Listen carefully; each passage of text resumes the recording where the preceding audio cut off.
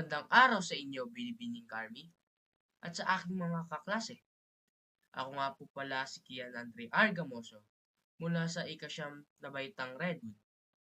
At ngayon, nandito po ako para ibahagi sa inyo ang kabanata ika-anim na tatlo hanggang sa ika-anim na apat ng Noli Me Tangere.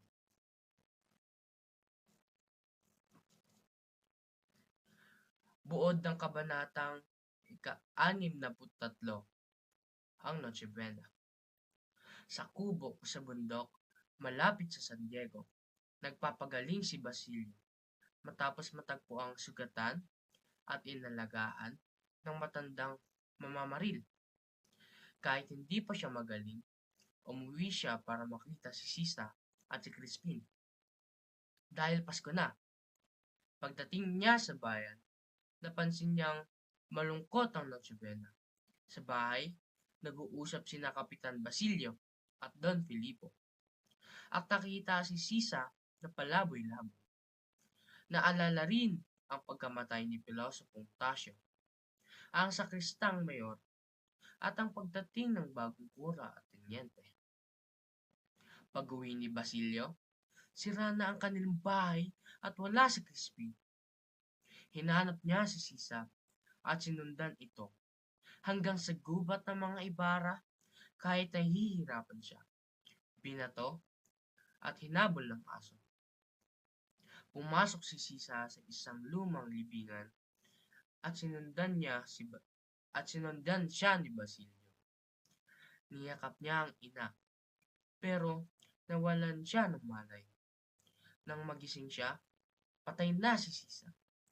May sugatang lalaki na nagsabi sa kanya na sunugin ang bangkay nila at sinabi kung saan may nakatagong yaman at gamitin ito sa pag-aaral. Sa gabing dapat masaya, naiwan si Basilio na mag-isa kasama ang patay niyang ina. Ang buod ng kabanatang ika-anim na apat ang katapusan ng Noli Me Tangere. Pumasok si Maria Clara sa monasteryo ng Santa Clara, kaya nahiwalay siya sa labas ng mundo. Si Padre Damaso ay inilipat sa malayong lalawigan at doon namatay. Habang si Padre Salvi ay na-promote at nagsermon sa monasteryo, si Kapitan Tiago ay labis na nalungkot. Pinauwi siya ni Tia Isabel. Iniligpit ang gamit ni Maria Clara at Doña Pia at hindi na nagsisimba.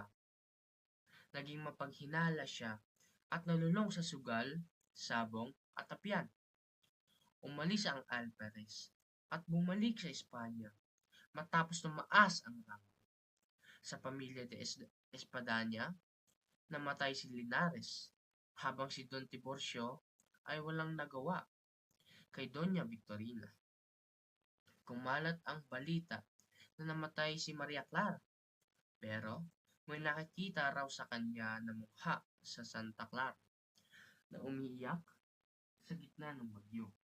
Sinubukan siyang tulungan pati ng Kapitan General, pero sinabi ng Madre Superiora na baliw siya kaya walang nangyari.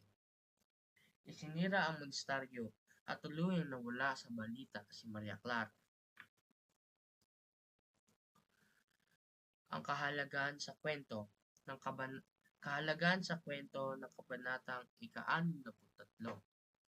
Mahalaga ito dahil dito tuluyang bumagsak ang buhay ni Basilio. Nawala niya ang kanyang ina na si Sisa at kapatid na si Crispin. Kaya nakita ang epekto ng kahirapan at pang-abuso sa pamilya. Dito rin nagsimula ang pagbuo ng mas matinding galit at sakit sa buhay niya. Ang kahalagahan sa kwento sa kabanatang ika-64 ang katapusan ng Noli Me Tangere. Dito, ipinakita ang kinahinatnat na mga pangunahing tauhan. Si Maria Clara ay napilitang magmungha at nawala sa mundo. Si Kapitan Tiago ay tuluyang nasira ang buhay at marami pang tauhan ang nagkaroon ng masasamang ending. Ipinapakita nito na walang tunay na katarungan sa sistema at ang mga may kapangyarihan ang mas nangingibabaw. Kabuuan. Magkaugnay ang dalawang kabanata kasi ipinapakita nila ang dulo ng mga pangyayari sa kwento. Sa kabanata ika-63, nakita ang pagkawala ng pamilya at sa kabanata ika-64 naman, nakita ang epekto nito sa buong buhay ng mga tauhan at sa lipunan. Kahalagang panlipunan. Kahalagang panlipunan sa kabanata ika-63.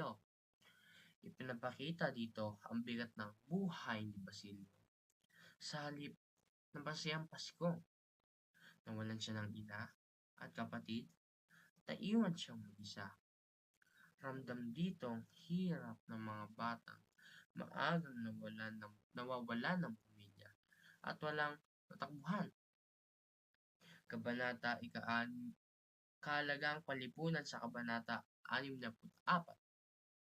Ipinapakita dito ang kapangyarihan ng simbahan at ang mga nasa taas ng lipunan. May mga tao na hindi nabibigyan ng hustisya at kontrolado ang buhay dahil sa mas makapangyarihan. Hanggang ngayon, may mga ganitong sitwasyon kung saan hindi pantay ang laban ng mahihina at makapangyarihan.